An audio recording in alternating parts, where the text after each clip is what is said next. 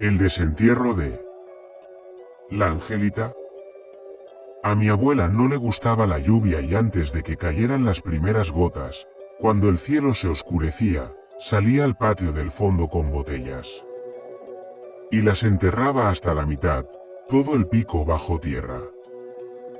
Yo la seguía y le preguntaba a mi abuela ¿por qué no te gusta la lluvia? ¿Por qué no te gusta?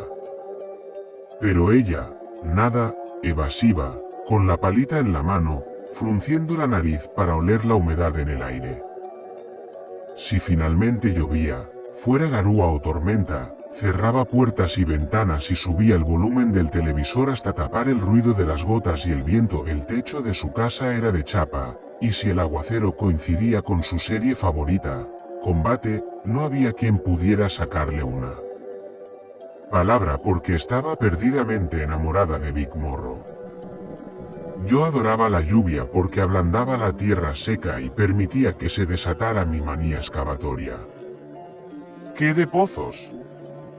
Usaba la misma pala que la abuela, una muy chica, del tamaño que usaría un niño para jugar en la playa, pero de metal y madera, no de plástico. La tierra del fondo albergaba pedacitos de botellas de vidrio color verde, con los bordes tan lisos que ya no cortaban, piedras suaves que parecían cantos rodados o pequeñas rocas de playa. ¿Por qué estarían en el fondo de mi casa? Alguien debía haberlas sepultado. Una vez encontré una piedra ovalada, del tamaño y color de una cucaracha pero sin patas ni antenas. De un lado era lisa, del otro unas muescas formaban los claros rasgos de una cara sonriente. Se la mostré a mi papá, enloquecida porque creía encontrarme ante una reliquia, y me dijo que las marcas formaban un rostro de casualidad. Mi papá nunca se entusiasmaba. También encontré dados negros, con los puntos blancos ya casi invisibles. Encontré restos de vidrios esmerilados verde manzana y turquesa. Mi abuela se acordó de que habían sido parte de una puerta vieja. También jugaba con lombrices y las cortaba en pedacitos bien chiquitos. No me divertía ver el cuerpo dividido retorciéndose un poco para al final seguir adelante. Me parecía que si picaba bien a la lombriz, como a una cebolla, sin dejar contacto alguno entre los anillos, no iba a poder reconstruirse. Nunca me gustaron los bichos. Encontré los huesos después de una tormenta que convirtió al cuadrado de tierra del fondo en una piscina de barro. Los guardé en el balde que se usaba para llevar los tesoros hasta la pileta del patio, donde los lavaba. Se los mostré a papá. Dijo que eran huesos de pollo, o a lo mejor de bifes de lomo, o de alguna mascota muerta que debían haber enterrado hacía mucho. Perros o gatos. Insistía con lo de los pollos porque antes, en el fondo, cuando él era chico, mi abuela tenía un gallinero. Parecía una explicación posible hasta que mi abuela se enteró de los huesitos y empezó a arrancarse los pelos y a gritar, «La Angelita y la Angelita». Pero el escándalo no duró mucho bajo la mirada de papá. Él admitía las supersticiones, así las llamaba, de la abuela siempre y cuando no se desbordara. Ella le conocía el gesto de desaprobación y se tranquilizó a la fuerza. Me pidió los huesitos y se los di. Después me pidió que me fuera a la habitación a dormir. Yo me enojé un poco porque no entendía la causa de la penitencia, pero más tarde, esa misma noche, me llamó y me contó todo. Era la hermana número 10 u 11, mi abuela no estaba demasiado segura, en aquel entonces no se les prestaba tanta atención a los chicos. Se había muerto. A los pocos meses de nacida, entre fiebres y diarrea. Como era Angelita, la sentaron sobre una mesa adornada con flores, envuelta en un trapo rosa, apoyada en un almohadón. Le hicieron alitas de cartón para que subiera al cielo más rápido, y no le llenaron la boca de pétalos de flores rojas porque a la mamá, mi bisabuela, le impresionaba, le parecía sangre. Hubo baile y canto toda la noche, y hasta hubo que echar a un tío borracho y reanimar a mi bisabuela, que se desmayó por el llanto y el calor. Una rezadora india cantó trisagios, y lo único que les cobró fueron unas empanadas. Eso fue acá, abuela. No, en Salavina, en Santiago. Hacía un calor. Entonces no son los huesos de la nena, si se murió allá. Sí que son. Yo me los traje cuando vinimos para acá. No la quise dejar porque lloraba todas las noches, pobrecita. Si lloraba con nosotros cerquita, en la casa, lo que iba a llorar sola, abandonada. Así que me la traje. Ya era huesitos nomás, la puse en una bolsa y la enterré acá en los fondos. Ni tu abuelo sabía. Ni tu bisabuela, nadie. Es que nomás yo la escuchaba llorar. Tu bisabuelo también, pero se hacía el tonto. Y acá llora la nena. Cuando llueve, no más. Después le pregunté a mi papá si la historia de la nena Angelita era cierta, y él dijo que la abuela ya era muy grande y desvariaba. Muy convencido no parecía, o a lo mejor le resultaba incómoda la conversación. Después la abuela se murió, la casa se vendió, yo me fui a vivir sola sin marido ni hijos, mi papá se quedó con un departamento de Valvanera, y me olvidé de la Angelita. Hasta que apareció al lado de la cama, en mi departamento, 10 años después, llorando, una noche de tormenta. La Angelita no parece un fantasma. Ni flota ni está pálida ni lleva vestido blanco. Está a medio pudrir y no habla. La primera vez que apareció creí que soñaba y traté de despertarme de la pesadilla. Cuando no pude y empecé a entender que era real grité y lloré y me tapé con las sábanas, los ojos cerrados fuerte y las manos tapando los oídos para no escucharla, porque en ese momento no sabía que era muda. Pero cuando salí de ahí abajo, unas cuantas horas después, la Angelita seguía ahí con los restos de una manta vieja puesta sobre los hombros como un poncho. Señalaba con el dedo hacia afuera, hacia la ventana y la calle, y así me di cuenta de que era de día. Es raro ver un muerto de día. Le pregunté qué quería, pero como respuesta siguió señalando como en una película de terror. Me levanté y salí corriendo hacia la cocina, a buscar los guantes que usaba para lavar los platos. La Angelita me siguió. Apenas una primera muestra de su personalidad demandante. No me amedrentó. Con los guantes puestos la agarré del cogote y apreté. No es muy coherente intentar ahorcar a un muerto, pero no se puede estar desesperado y ser razonable al mismo tiempo. No le provoqué ni una tos, nada más yo quedé con restos de carne en descomposición entre los dedos enguantados y a ella le quedó la tráquea a la vista. Hasta ese momento no sabía que se trataba de Angelita, la hermana de mi abuela. Seguía cerrando los ojos bien fuerte a ver si ella desaparecía o yo me despertaba. Como no funcionaba le caminé alrededor y vi, en la espalda, colgando de los restos amarillentos de lo que ahora se era la mortaja rosa, dos rudimentarias alitas de cartón con plumas de gallina pegoteadas. En tantos años tendrían que haber desaparecido, pensé y después me reí un poco histérica y me dije que tenía un bebé muerto en la cocina, que era mi tía abuela y que caminaba, aunque por el tamaño debía haber vivido apenas unos 3 meses. Tenía que dejar definitivamente de pensar en términos de que era posible y que no. Le pregunté si era mi tía abuela Angelita, como no habían hecho tiempo de anotarla con un nombre legal, eran otros tiempos, la llamaron siempre por ese nombre genérico, así descubrí que no hablaba pero contestaba moviendo la cabeza.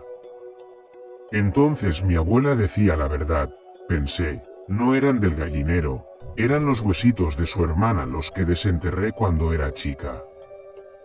Lo que quería Angelita era un misterio, porque más que mover la cabeza afirmativa o negativamente no lo hacía. Pero algo quería con suma urgencia, porque no solo seguía señalando, sino que no me dejaba en paz. Me seguía por toda la casa. Me esperaba atrás de la cortina del baño cuando tomaba una ducha, se sentaba en el bidet cuando yo hacía pis o caca, se paraba al lado de la heladera cuando lavaba los platos y se sentaba al lado de la silla cuando yo trabajaba con la computadora. Seguí haciendo mi vida normal durante la primera semana. Creía que a lo mejor se trataba de un pico de estrés con alucinación, y que se iría. Me pedí unos días en el trabajo, tomé pastillas para dormir. La Angelita seguía ahí, esperando al lado de la cama a que me despertara. Algunos amigos me visitaron. Al principio no quise atender los mensajes ni abrirles la puerta, pero, para no preocuparlos más, accedí a verlos aduciendo agotamiento mental. Ellos comprendieron, estuviste trabajando como una negra, me decían. Ninguno vio a la Angelita. La primera vez que me visitó mi amiga Marina metió a la Angelita en el placar, pero para mi terror y disgusto, se escapó y se sentó en el brazo del sillón, con esa fea cara podrida verde gris. Marina ni se dio cuenta. Poco después saqué a la Angelita a la calle. Nada. Salvo ese señor que la miró de pasada y después se dio vuelta y la volvió a mirar y se le descompuso la cara, le debe haber bajado la presión, o la señora que directamente salió corriendo y casi la atropella el 45 en la calle Chacabuco. Alguna gente tenía que verla, eso me lo imaginaba, seguramente no mucha.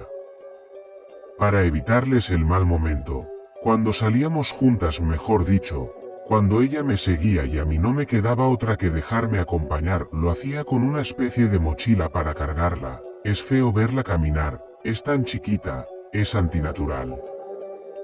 También le compré una venda tipo máscara para la cara, de las que se usan para tapar cicatrices de quemaduras. La gente ahora cuando la ve siente asco, pero también conmoción y pena.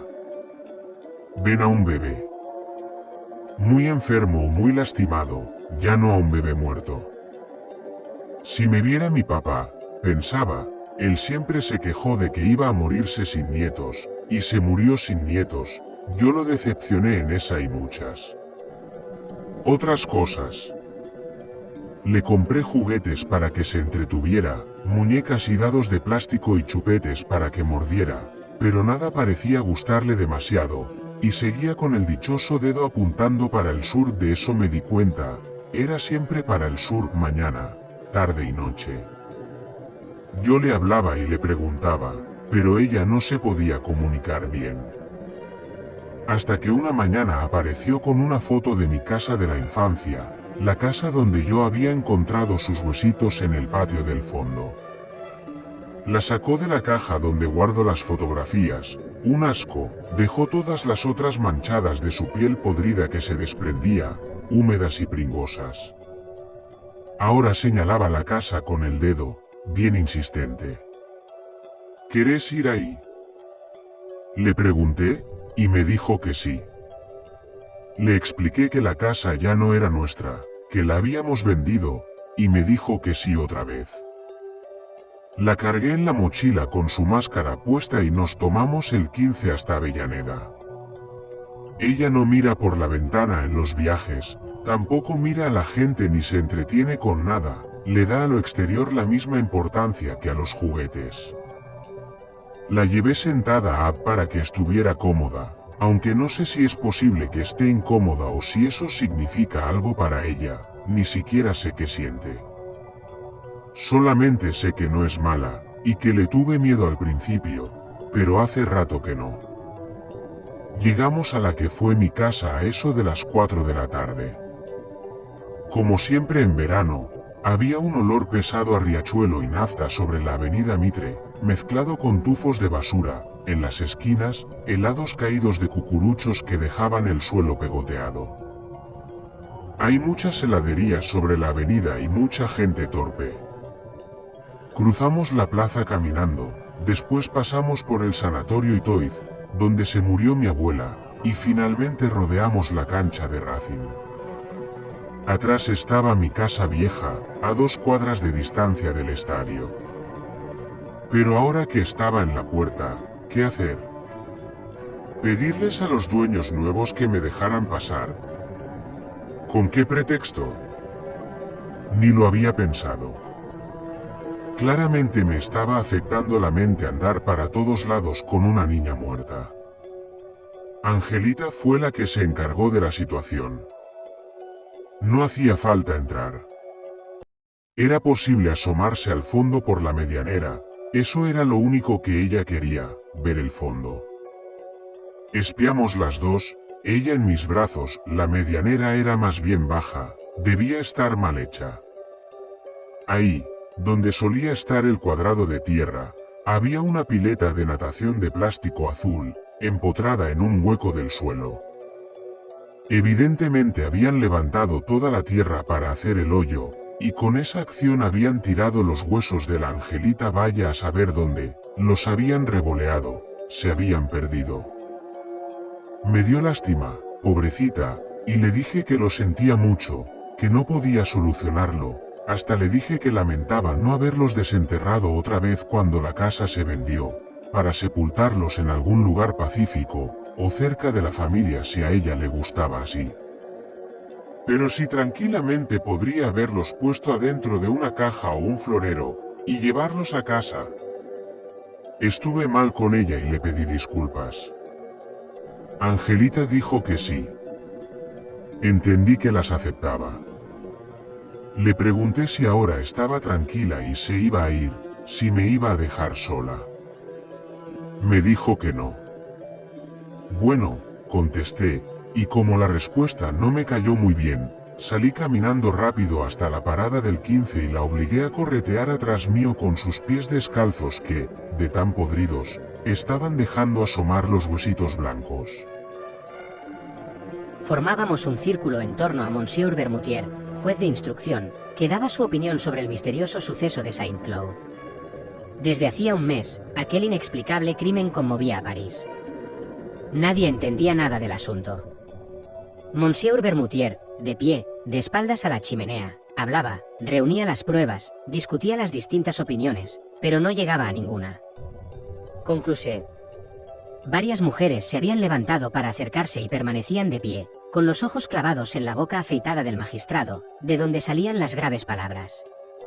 Se estremecían, vibraban, crispadas por su curiosidad temerosa, por la ávida e insaciable necesidad de espanto que atormentaba sus almas y las torturaba como el hambre. Una de ellas, más pálida que las demás, dijo durante un silencio: «Es horrible. Esto roza lo sobrenatural. Nunca se sabrá nada». El magistrado se dio la vuelta hacia ella. «Sí, madame, es probable que no se sepa nunca nada. En cuanto a la palabra sobrenatural que acaba de utilizar, no tiene nada que ver con esto. Estamos ante un crimen muy hábilmente concebido, muy hábilmente ejecutado, también envuelto en misterio que no podemos separarlo de las circunstancias impenetrables que lo rodean. Pero, hace un tiempo, tuve que encargarme yo mismo de un suceso en que realmente parecía que había algo fantástico. Por lo demás, tuvimos que abandonarlo, por falta de medios para esclarecerlo». Varias mujeres dijeron a la vez, tan deprisa que sus voces no fueron sino una: «Oh, cuéntenos». Monsieur Bermutier sonrió gravemente, como debe sonreír un juez de instrucción. Prosiguió: «No vayan a creer que he podido, incluso un instante, suponer que había algo sobrehumano en esta aventura. No creo sino en las causas naturales. Pero sería mucho más adecuado si en vez de emplear la palabra sobrenatural para expresar lo que no conocemos, utilizáramos simplemente la palabra inexplicable. De todos modos, en el suceso que voy a contarles, fueron sobre todo las circunstancias del contexto, las circunstancias preparatorias las que me turbaron. En fin, estos son los hechos. En ese entonces era juez de instrucción en Ajaccio, una pequeña ciudad blanca que se extiende al borde de un maravilloso golfo rodeado por todos lados de altas montañas. Los asuntos de los que me ocupaba eran sobre todo los de vendettas. Las hay soberbias, dramáticas al extremo, feroces, heroicas. Encontramos en ellas los temas de venganza más bellos con que se pueda soñar, los odios seculares, apaciguados un momento pero nunca apagados, las astucias abominables. Los asesinatos se vuelven masacres y casi acciones gloriosas. Desde hacía 2 años no oía hablar más que del precio de la sangre, del terrible prejuicio corso que obliga a vengar cualquier injuria sobre la persona que la ha hecho, sobre sus descendientes y sus allegados. Había visto degollar a ancianos, a niños, a primos, tenía la cabeza llena de aquellas historias. Un día me enteré de que un inglés acababa de alquilar por varios años un pequeño chalet en el fondo del Golfo. Había traído con él a un criado francés, contratado al pasar por Marsella. Pronto todo el mundo se interesó por aquel singular personaje, que vivía solo en su residencia y que no salía sino para cazar y pescar. No hablaba con nadie, no iba nunca a la ciudad, y cada mañana se entrenaba durante 1 o 2 horas en disparar con la pistola y la carabina. Se crearon leyendas en torno a él. Se pretendió que era un alto personaje que huía de su patria por motivos políticos, luego se afirmó que se escondía tras haber cometido un espantoso crimen. Incluso se mencionaban circunstancias particularmente horribles. En mi calidad de juez de instrucción, quise tener alguna información sobre aquel hombre, pero me fue imposible enterarme de nada. Se hacía llamar Sir John Robel. Me contenté, pues, con vigilarlo de cerca, pero, en realidad, no encontraba nada sospechoso respecto a él. Sin embargo, como los rumores sobre él continuaron, aumentaron y se generalizaron, decidí intentar ver por mí mismo a aquel extranjero, y me puse a cazar con regularidad en los alrededores de su dominio. Esperé durante mucho tiempo una oportunidad. Se presentó finalmente en forma de una perdiz a la que disparé y maté delante de las narices del inglés.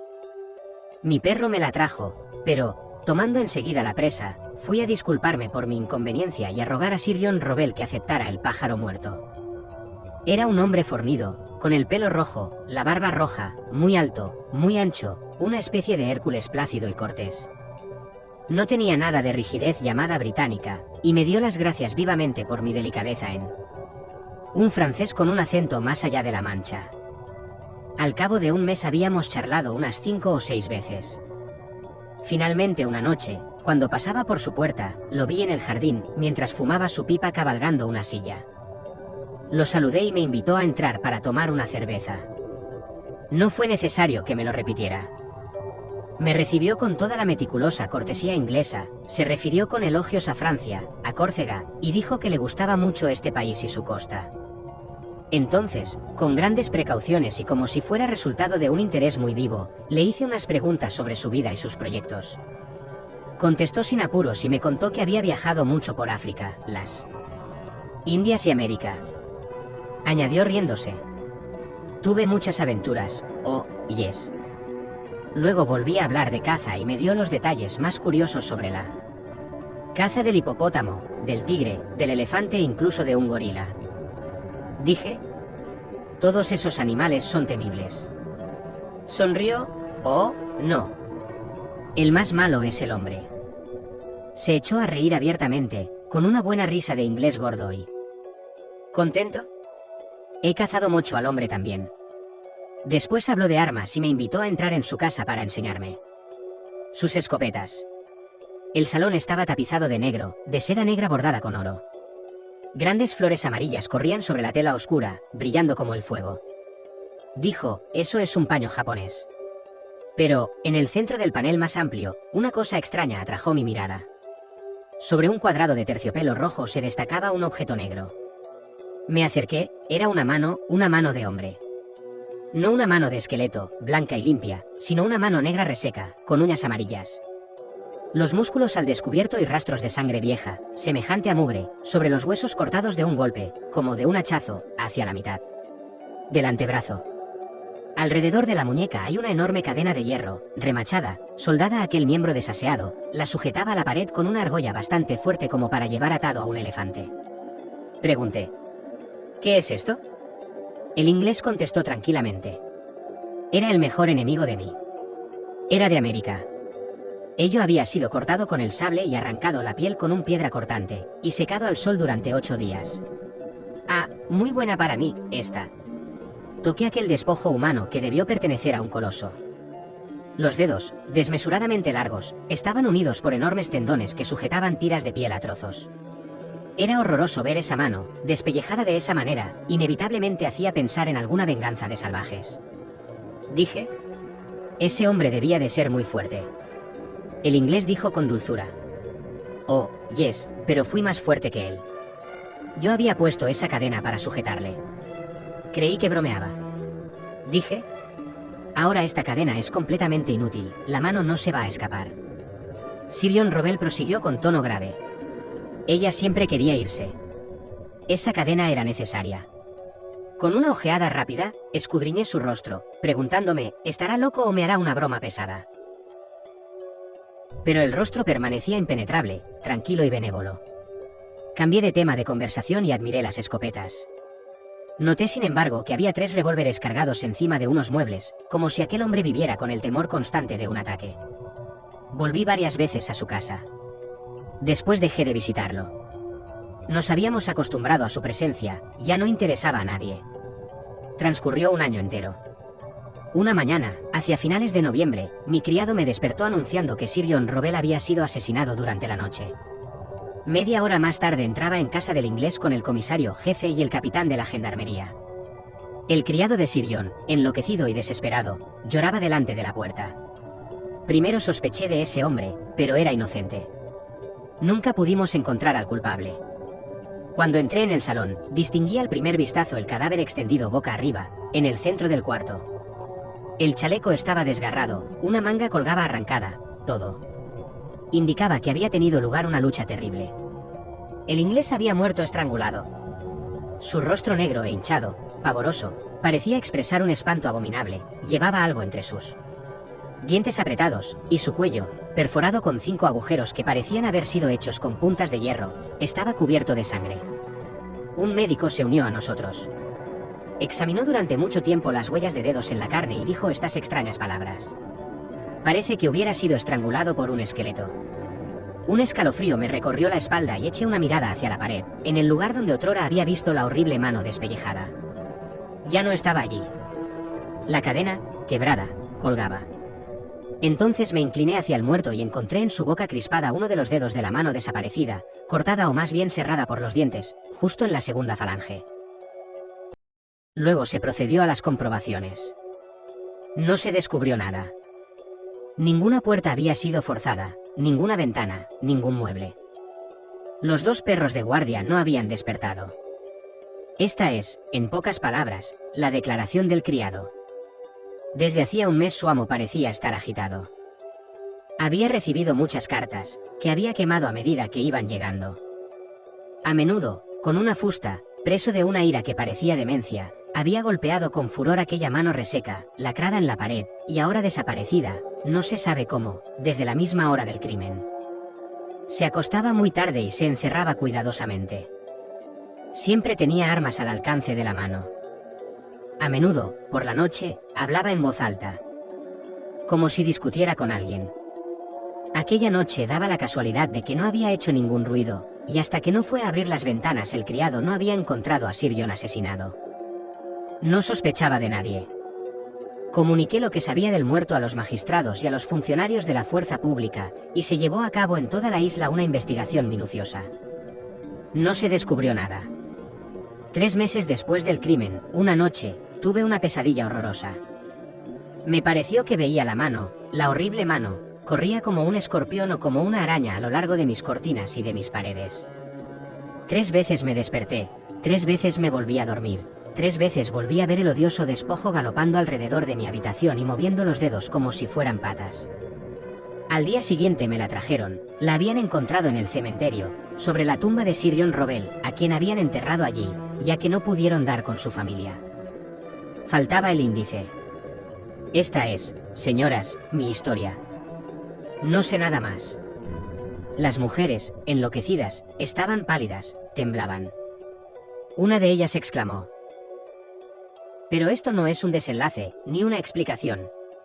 No vamos a poder dormir si no nos dice lo que según usted ocurrió». El magistrado sonrió con severidad. «Oh, mis señoras. Sin duda alguna, voy a estropear sus terribles sueños. Pienso simplemente que el propietario legítimo de la mano no había muerto, que vino a buscarla con la que le quedaba. Pero no he podido saber cómo lo hizo, por ejemplo. Este caso es una especie de vendetta. Una de las mujeres murmuró. No, no debe de ser así. Y el juez de instrucción, sin dejar de sonreír, concluyó. Ya les había dicho que mi explicación no les gustaría.